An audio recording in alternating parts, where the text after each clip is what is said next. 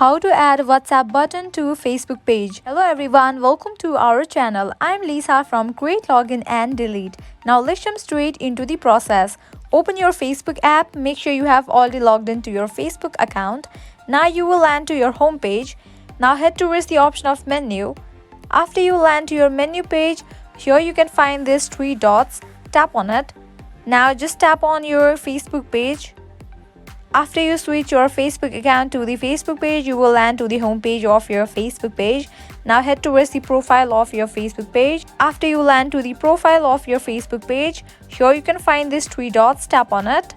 Now here you can find different options. Head towards this option of add action button. Now tap on edit buttons. Now from here you have to select this option of send WhatsApp message. Put tick mark on this option.